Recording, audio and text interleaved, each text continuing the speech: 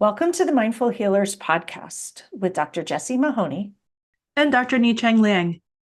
We are physicians and leaders who are also trained in coaching, yoga, mindfulness, and integrative medicine. We are also mothers, spouses, sisters, daughters, aunts, and friends.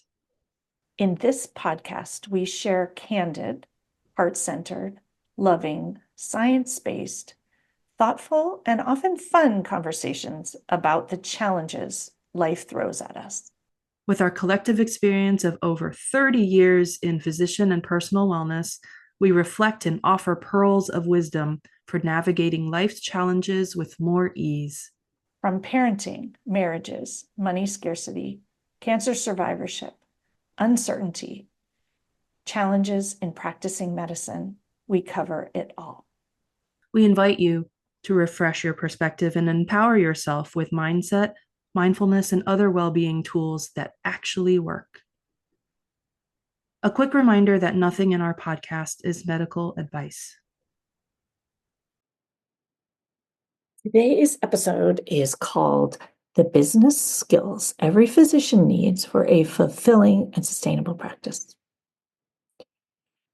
This episode is inspired by more lessons I have learned, especially the lessons I have learned while building Pause and Presence as a business.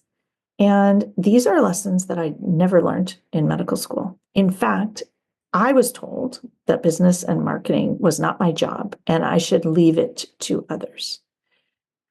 What I've come to believe, however, in being a small business owner over the last 5 years and seeing what kinds of things we learned, that almost all of this would have been extremely helpful to me in having a fulfilling and sustainable medical practice. And that many of the things that I've learned there are things that I help people with when I'm coaching. And that actually business and marketing are essential skills for every physician, not just those running private practices and not just those running side businesses, but for every physician who wants a fulfilling and sustainable career. Business and marketing matter in medicine. We are selling ourselves to patients every day. We're selling our skills, we're selling our knowledge, and we also communicate, we lead, and we persuade people every day. That is part of our impact. And much of that is about business and marketing, all things that they told us that we didn't need to know. So business and marketing are crucial for people in medicine because business is not about sales. It's about people. And everything we do in medicine is about people. Business is also about understanding your own value, your own strengths, and your own expertise, valuing it and letting other people know your value. Now, this is not what I was trained to do in my medical training. We were trained to essentially give away our value, to serve selflessly, to not promote ourselves, to not tell people what we're good at, and to not sell ourselves. But in reality, we sell ourselves every day. So we sell ourselves to our patients. We sell our knowledge. We help them buy into treatment plans, buy into antibiotics or no antibiotics, buy into vaccines or no vaccines. We are selling our recommendations. We are literally trying to market health to them. These behaviors will improve your health. These behaviors don't. We also are selling ourselves to our colleagues. When we, and what I mean by selling is sharing our value. It's telling people why we know what we know. It's telling people why we do what we do. And so with our colleagues, especially if you are collaborating, you're bringing what you bring, and you want to tell people what you bring. Telling people what you bring is a version of marketing. Telling people why this is what you're good at, and maybe this is not what you're good at. All marketing. You're telling people what's your niche, what's your specialty. And that's exactly what marketing is.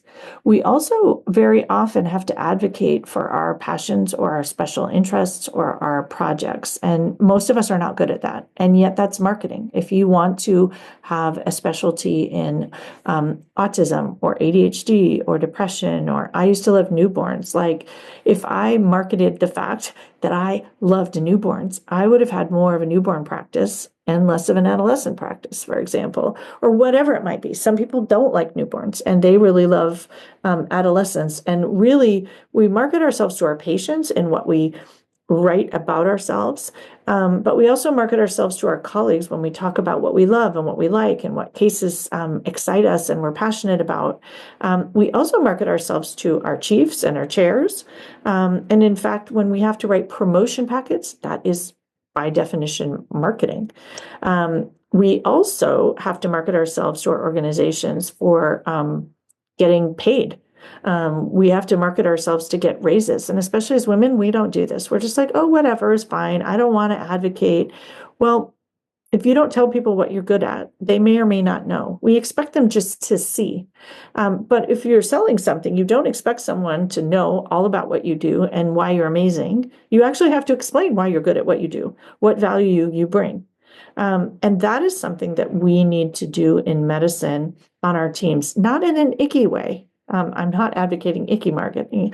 I'm advocating being authentic, owning your value, sharing your value, communicating your value, your strengths, and your expertise. That's literally what it's about. And recognizing that this doing that strategically is critically important.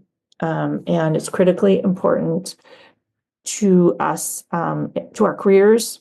It's important to our promotions. It's important to our relationships with colleagues. It's important to being able to do the things that we want to do. And it's important to our efficacy as a physician with our patients. So communicating strategically is one of the key things in business and marketing. And I love this word strategically, but you could replace it with intentionally. You could replace it with deliberately. Deliberate was one of my words a few years ago, and I loved it. This year, I'm more leaning towards the strategic, with the idea that deliberate is being very personal. Strategic is often more efficient. And again, it's just the word that feels good to you in the moment. It doesn't matter what word you use. How you speak about what you do matters. Whether you are a coach, whether you are a public speaker, whether you are a physician, whether you whatever your role in your department is as a physician, whatever your specialty, how you speak about what you do matters. Think about the people that you work with who speak negatively about what they do, or think about the people who say, I love what I do, and this is my specialty, and this is the thing I love the best, and I love changing lives. Those are the people you want to hang out with. Those are the people who get the raises and get the promotions. And so how you speak about what you do matters. It also matters to patients. And so for people who are thinking about doing their own practice, matters even more. But it matters in terms of patient satisfaction, or whatever you want to call it. And yes, well, maybe that doesn't matter. When you speak well of yourself, you feel better about yourself. When you market yourself well, you feel good about yourself. And so do your patients. And so do the people on the other side. Everybody wants you to say good things about yourself. Nobody wants to hear the sob story, which is what we do in medicine. We dive into collective suffering and being like a victim within our teams. Makes the team not feel good. What if you market what's good, what's working well? That actually changes the entire energy of the team and makes you better able to advocate for change. So it's not just rolling over. It's not giving up or resigning or condoning. It's literally keeping yourself and your energy deliberate, intentional, so that you can advocate well, so that you can enjoy what you do. So I think that we could do a lot better as physicians about being really clear, and being confident and being strategic about communicating our value. I was taught not to do that. Like, you don't communicate your value. You're not confident. You don't tell people that you're good at something, because they might think badly of you. They might think you're gloating. And yet, that is how people know what you're good at. And how are people to know what you're good at or what you love, what your specialty is, where you get the best results if you don't tell them? In medicine, we hide. It's like, no, that's gloating. But actually, our patients, I used to tell my patients, and before I knew any of this, that I'm a specialist. I'm an expert at constipation. I love it. I'm really good at it. It's like my superpower. They would then listen to everything I had to say and do it. And like, I can't believe you gave me so much information. So a lot of it is telling them your intention, telling them what you're good at. It makes you feel better about it. It makes those people receiving the care feel better about it. So why not be clear and confident and strategic when communicating your value? Remembering also that we do a ton of persuasive speaking, which is in effect business and marketing. It's also public speaking. And so whether you are talking to your patient, whether you're advocating for your in your feedback with your chief or your chair, whether you're going to the hospital board, whether you're at an M&M conference, whether you're doing a talk at a CME conference on your specialty or whatever it is, you are presenting yourself as if you were a business. You are actually a business. Your physicianhood itself within you is a business. It's how you make your livelihood. And so this idea that we don't do that stuff in medicine is actually ridiculous. And we gave it all away, and we lost a lot of our power because we gave it all away. And so recognizing, articulate your impact, articulate what changes you make as a physician, whether it's at to your patients, because that's what the organization is caring about, knowing your quality metrics, knowing what's good about them, not what they're bringing to you, but knowing where you're shining, knowing even, by the way, if you're 95% and they say, oh, you're in the bottom, whatever, you're still shining. Own that. Like, wow, I have a 95%. Own it. Like, nobody can be perfect. They somehow make you feel terrible if you're in the bottom third because you have 95%, because doctors get 99%. It's like, this is not a thing. So you sell yourself, sell the fact that you have 95%. When you go into your evaluation, and again, it's not like you're deflecting. It's not that you're not open, but when you come in feeling strong and confident, knowing what you're good at, knowing what your superpowers are, knowing what value you bring a totally different energy. When we come in depleted and angry and frustrated and feeling like a victim and like it's not fair, which all of those things are perfectly reasonable in medicine today, we're not effective. We're not effective at marketing ourselves. We're not effective at promoting ourselves. We're not effective at promoting our profession. And if you think about it, even with our patients, we can, if we promote ourselves better, they're more likely to listen to us. Think about the specialties that do promote themselves better, and how that the level of respect matches. And so if you want people to respect you, show up respecting yourself. One of the things that is super, super relevant in business and marketing is to tell the narrative about you. It's a true narrative. There's lots of ways to present everything. Tell one that shows the good stuff, tells the good stuff. In medicine, we always want to say, well, but I'm not good at this. I do this, but I'm not good at this. Tell people what you're good at. It actually makes other people feel good too.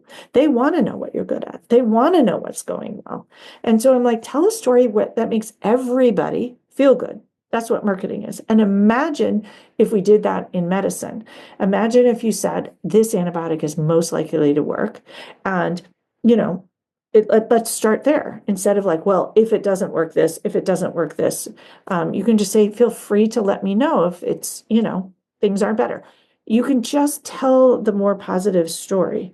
It's not that you are leaving things out. And this is, of course, not for like informed consent. You have to know where you're talking to people, but just bring this lens of sharing your value. If you could share your value more and share what you know as opposed to what you don't know, is really helpful. You can tell people, I don't know what's wrong, but this is what I do know. That's marketing.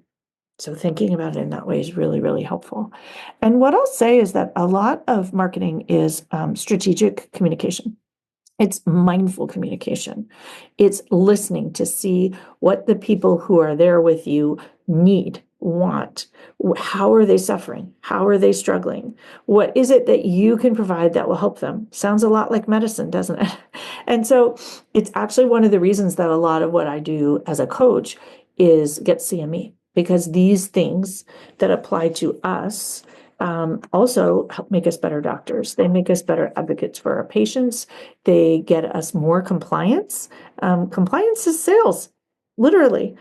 So what if you were selling a feeling good as opposed to not being as fat? Well, that actually sells better. Feeling good, having energy, chasing your grandchildren. We talk about that a lot. It's literally sales. So if you can begin to recognize that we all need these skills, and that whether or not you're running a practice, it's still relevant. And one of the things that I talk about a lot in this podcast and in my coaching is the importance of language in motivating people. And the words that we choose influence behaviors.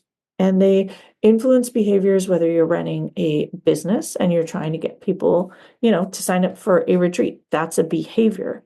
So you want to use words that are meaningful to them to help them know why it's going to be good for them. And remember, this isn't like deceiving them. You're literally telling people why what you do helps them. People actually want to know.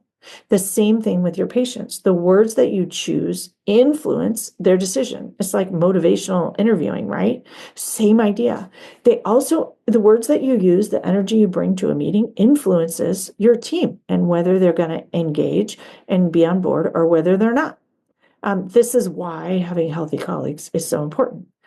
Same thing, the words we use, the tone and energy with which we say things influence our institutions when we're advocating for something, when we're advocating for wellness. It's the words you choose. You are marketing healthy physicians when you're advocating for a wellness program. You're marketing performance, you're marketing productivity, you're marketing quality of care. When you think about it that way, results are completely different. And notice that's not how we usually advocate for things. We talk about how people are upset, how they're complaining, how we can ease discontent. Those aren't really great marketing tools. But how we could inspire people, how we could optimize things, how we could up level, how we could enjoy our work more, how we could make this a better place to work. Those kinds of things inspire people. The other thing I would say is framing the things that you raise, not just around effort, but around the impact. What's the impact? What's going to happen if they take the stairs more often? What's going to happen? We often say, well, this won't happen, but what is going to happen? And framing it more about the potential impact, the potential gains. Can be really helpful. We often talk about what you won't lose, but what are the gains? And again, it's being strategic about what's more important to this patient, what's more important to people who are burnt out. And so when I think about it, like, what is it that people who come work with me are struggling with? What is it that's impacting their life in a negative way? And how can I help? And you might say, well, is that tricking people? It's not, because actually you want the people who need what you have and what you're going to share to show up there. You want patients who mesh with your style. You want patients who make a change. You want people to get what is healthier for them, whether you're their physician, whether you're a coach, whether you're doing wellness. And so if you're thinking about the ultimate impact of something, it's actually much easier to market or sell. And when we think about things that way, it's really, really powerful. So as physician leaders, we are marketers, whether we realize it or not. One of the key things in marketing is trust, and remembering that we have issues with trust in medicine. And so building trust is key. Building trust is key if you're running a business. People want to work with you because they trust that you can help. They want to work with you because you are honest, you have integrity, you offer high value. And actually, if you think about it, and I think a lot about this, like, I don't want to offer something cheap that doesn't offer high value. Value is more important to me. Offering something that I firmly believe in and can stand behind 100%. That's who I am. And that's who I was as a physician too. And I think that when people pay into something, they are invested in it. And so it sort of works on both sides. It actually gets you better results. This is all the communication and figuring out how to work with people. So we need patients to trust us. We need to trust ourselves. We need our colleagues to recognize our credibility, our institutions to recognize our credibility. We have to recognize our own credibility. We're walking around doubting ourselves. It's very hard to show up credible and confident, have people believe in you and buy into a program you want to offer at work, or buy into your treatment plans. And most of us are actually better at it with patients than we are with other things. But thinking about, you want your institution to buy into you. That's the promotion. That's the raise. So what is it that you offer? What are you good at? And even if you don't want a raise, and even if you don't want a promotion, it feels better to know what you're good at. It feels better to focus on your strengths. Remembering we all look at, oh, I don't do that well. This isn't my strong suit. Or I did this well, but I didn't do this. Think about what you're doing well. Make it strengths-based. That's business and marketing is all strengths-based. So work on building trust and showcasing your impact, how you're effective. What do you do? We think of it in medicine as like, oh, you're promoting yourself, but other people want to know what you do. Imagine if you're doing these amazing things and nobody knows about it. And if you're in private practice, if you're getting results, doing something different outside of the box, this is why lifestyle medicine is so amazing. If you're helping people with this and they're making changes, you want people to know about it. And so it's a really, really powerful way to think about it. Remembering also that business and medicine are about humans. They're at their core about connection. And so showing up as a human and being vulnerable, we think of it in medicine as a weakness. And in coaching, I always say it's a strength. When we show up as humans and as authentic, whether it's as a physician or as a coach or as a business owner, people trust us and they hear us and they connect with us, whether they're patients, colleagues, hospital administrators. And so this isn't going into the sob story. I worked with someone once who gave me this idea of elegant vulnerability. So you're elegant, you're graceful about it, but you are honest, you're transparent, you are real. So I think that that's really powerful. Use your vulnerability. Be human in medicine, in business, in life. It's really powerful. It's the key to connection. We also need to inspire our patients to want to change. As a coach, I want you to want to change for the better, presumably. And so reminding people what it feels like, marketing, again, like the pain of where they are versus the pain of change. Where would they like to end up? Because there's pain where they are, and there's pain on the way where they're going. Is the discomfort where they are, or the discomfort on the way to getting something new? Where would they like to end up? And I also like to think about, as you're thinking about the human angle here, what are people paying you for? So as a coach and someone who leads retreats, they're paying me for my time. They're paying me also, however, for my energy, for my community, for the knowledge. They're, in my case, paying me for epiphanies, is what I like to say. They're paying me for transformation. They're paying me for the opportunity and possibility of a better life. All of those are true in medicine too. People are paying you for your time, which is what we think about. I don't want to sell time, but they're also paying you for your wisdom. They're paying you for your energy. They're paying you for connection or community or support or inspiration. And in healthcare, they're paying you for transformation towards a healthier life or towards healing or towards better. So many parallels. The other thing I want to bring up is this idea of reciprocity. And this is fascinating because in business, there's reciprocity, right? People pay you money, you give them something. This is also true in medicine. It is not a one-way street. And what's happened when we work for big organizations is that's lost. Nobody's paying us any money. The institution is, but nobody who sees us is directly paying us any money. And so it feels like this one-way street of giving, and then the money comes from somewhere else, and everyone's mad at everybody else. And when you give and receive, and it's balanced, it feels really good. And so this is going to look different in different settings, because sometimes what we receive is recognition. Sometimes it's resources or money. Sometimes it's respect, but allowing yourself to receive. Most of us in medicine, we were taught to just give, give, give, give, give.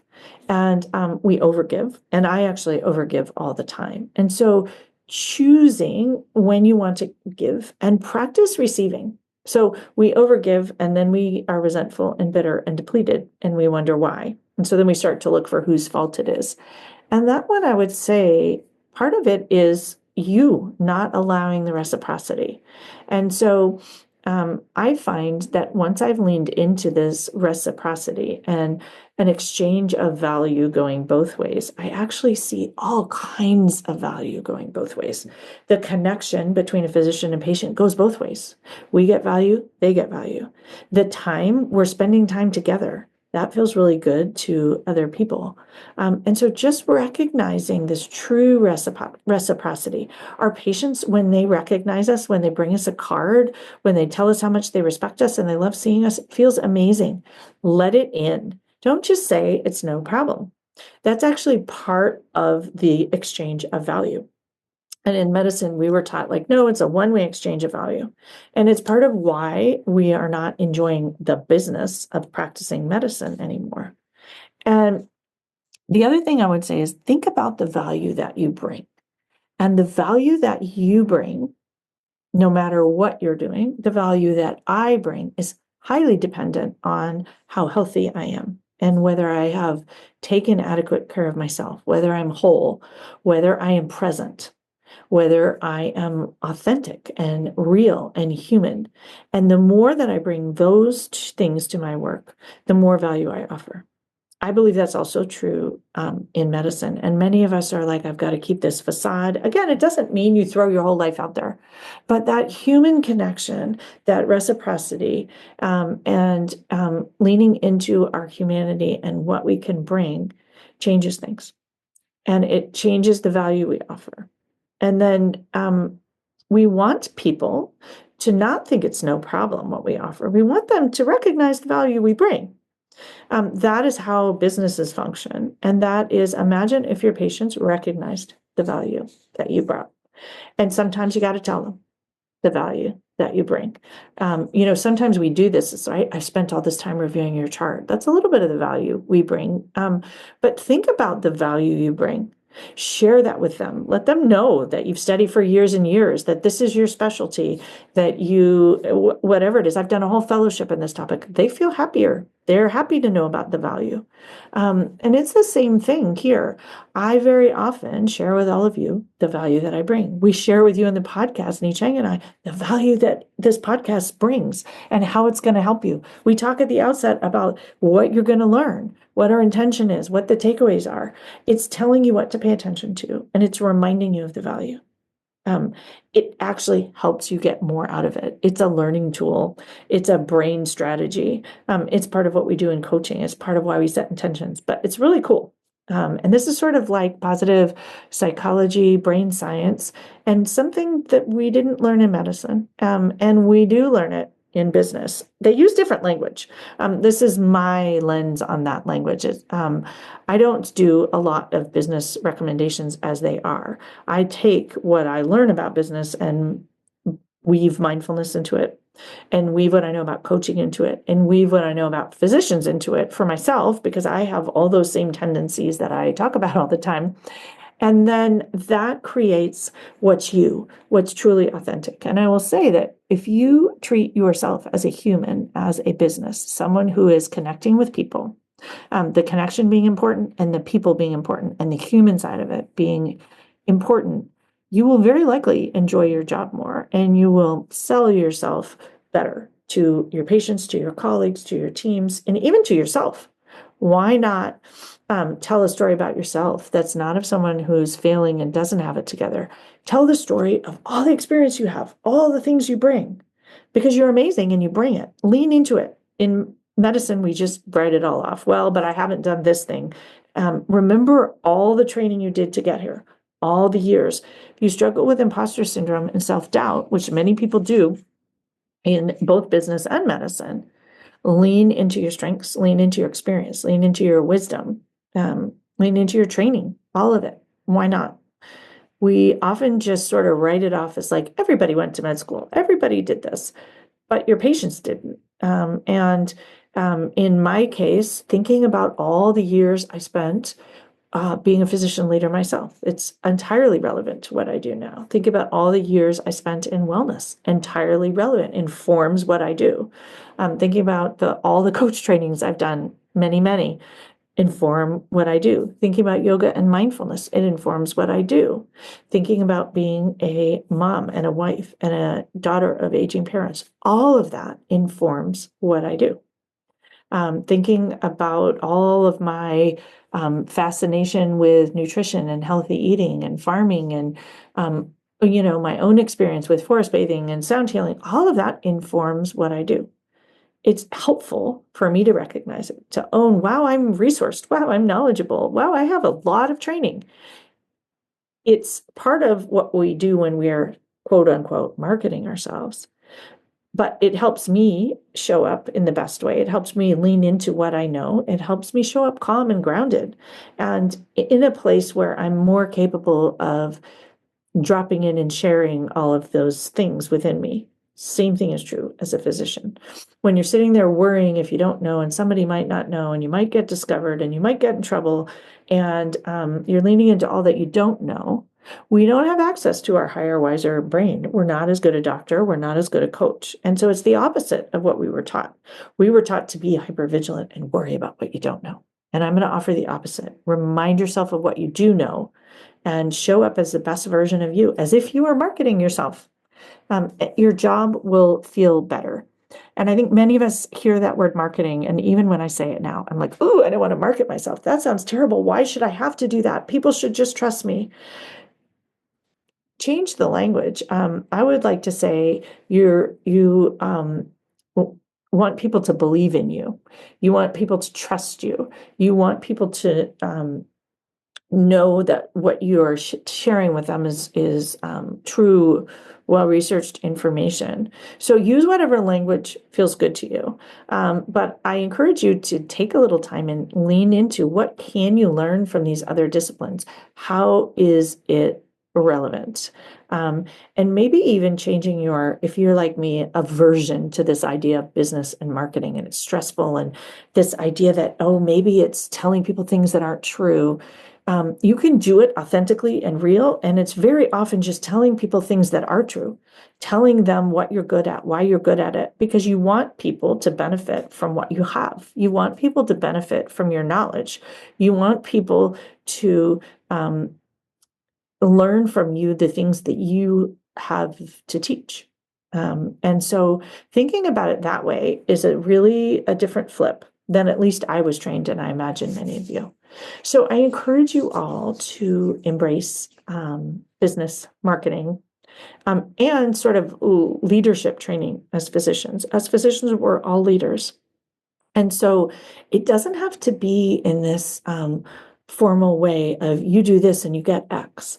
I think it very much has this mindfulness lens to it. It has an intentional lens to it. It has a deliberate intent lens to it, some strategy to it.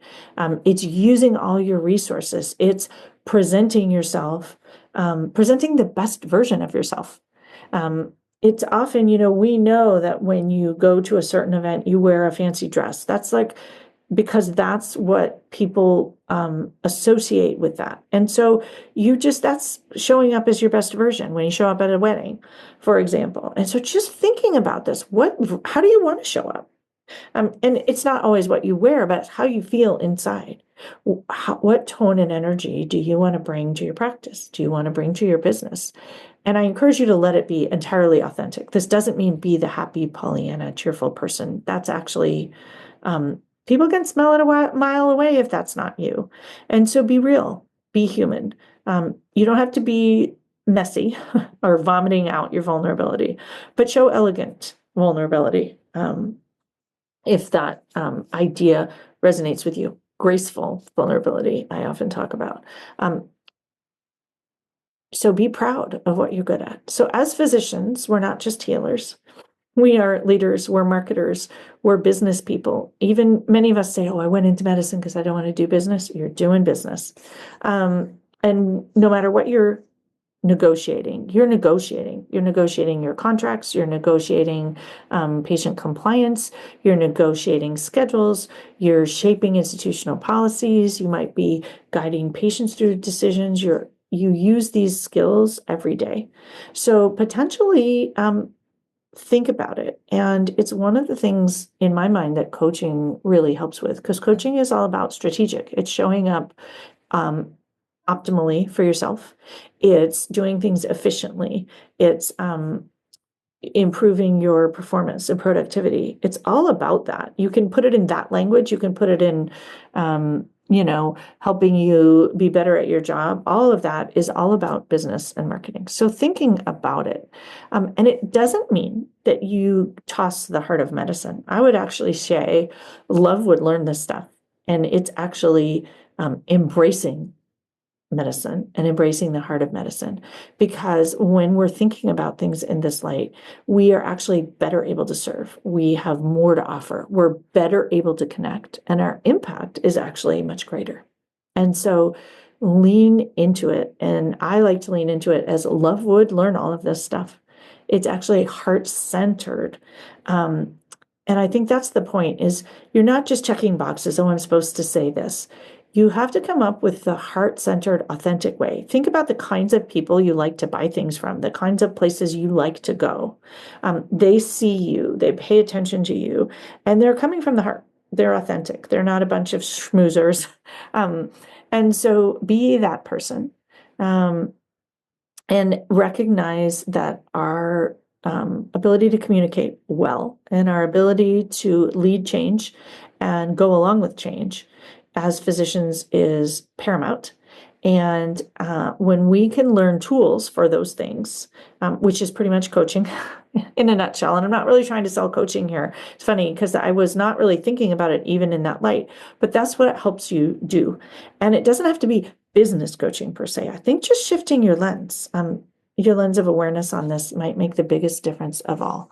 So when we share our value and we learn to share it well and effectively, everybody benefits. We benefit, the people we care for benefit, the people we love benefit, the people paying us benefit. They're going to pay us more, but they still benefit because they have someone working for them who's more effective and more empowered. And so if you want to be influential and you want to be more fulfilled, I encourage you to think about it this way. And so how can you better communicate your value? How can you advocate for yourself? And what skills do you need to grow? Is there a different way of thinking about things? And I want to end by reminding you that when you understand your impact as a physician, you show up differently. You show up more calm, more grounded. You're easier to work with. You're more confident. And it means a more sustainable future for you and for medicine itself. It means a more fulfilled future for you and for medicine and or whatever your business is. When we can find ways to be fulfilled and practice in a sustainable way, we show up more healthy. Other people are watching, they're learning from us, whether it's our patients or the people we care for in other settings. So that is what I have to share, and I hope that you will think about it. Please feel free to reach out by email, send me your thoughts. I encourage you to consider jumping into coaching if you struggle with some of this stuff. These are all things that I have learned through this blend of coaching and mindfulness and a lot of business and marketing. And I think that I'm really, really happy that I finally learned it. And I do have a bit of regret, although in coaching we say it's optional, that I wasn't aware of all this before. And one of the things that I strongly believe is that when we are more knowledgeable and more aware of this and more strategic in our communication and our deliberate about the way we present ourselves and the way we advocate for ourselves, That's what's essential for medicine to improve. That's what's essential for a healthy business. And whether we like it or not, everything is really to some degree a business, and everything is to some degree a negotiation. So I wish you all a week of fresh new perspectives and thinking and practicing and seeing what happens when you value yourself, when you lean into reciprocity, when you show up human and vulnerable and connecting and making your work about people. You may just find that things feel a lot better. Reach out if you have questions. Stay on after the sound of the singing bowl for today's mindful moment, and have a beautiful week. Thanks so much for joining us. We encourage you to dive into the show notes for each episode for more learnings and resources. We also invite you to take a listen to the many other Mindful Healers podcast episodes, and please share the podcast far and wide with colleagues, friends, and family. If our message and approach resonate with you, we would love to work with you. When you listen to a podcast, you consume information, but when you work with us, you can actually practice and change. We offer coaching and mindfulness experiences, talks, workshops, retreats, and more. Connect with us at themindfulhealerspodcast.com. The content of this podcast is not medical or life advice. We invite you to participate in the mindful moments we offer at the end of most of our podcasts, but please only do so safely.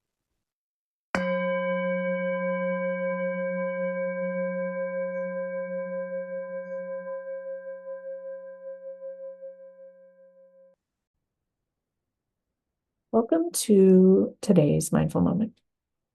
This moment is a moment to notice if at the end of today's podcast you have tension in your chest about the idea of medicine being a business or you having to market yourself. Just taking a moment to notice how you feel. Find your breath, breathe in through your nose and out through your mouth. Notice your feet on the earth or your sit bones on the chair. Notice your breath and notice your chest. If there's tension in your chest, bring a hand to heart and another hand to top, sending yourself compassion for any triggering reactions that you have, any stress that comes up when you think about business and marketing and what it has to do with medicine. And maybe you went into medicine because you didn't like it, or maybe those words feel icky to you. And recognizing that you can use different language. They can be connection. They can be communication. They can be about respecting yourself and valuing yourself. And they can be about improving outcomes. They can be about having a fulfilling, sustainable career. They can be about feeling calm and grounded.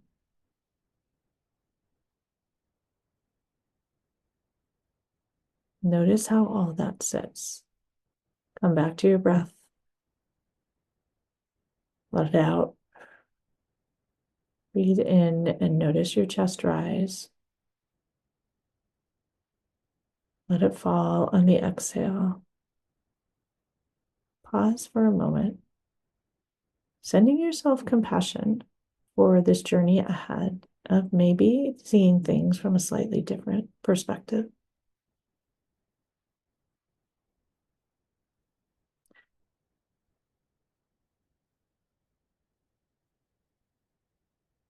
When you feel complete, lower your hands and open your eyes. Let the light in. Hope you all have a beautiful day. See you next week.